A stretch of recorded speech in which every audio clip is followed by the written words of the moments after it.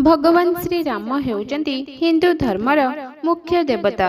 चैत्र मास शुक्लपक्ष नवमी तिथि रे भगवान श्री राम त्रेतया जुगरे जन्मग्रहण करथिले।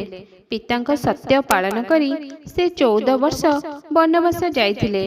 राम लंकार राजा रावण को बद्ध करथिले।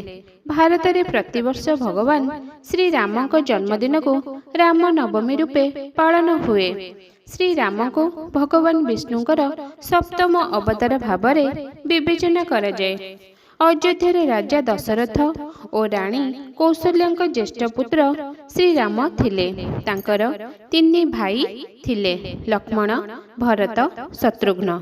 से मिथिलार राजा जनकଙ୍କ झियो सीतांको विवाह करथिले। एही दिन भक्त माने महाकाव्य रामायण पाठ करती। राम कथा और श्री रामଙ୍କ कहानी लोक माने श्रवण करती।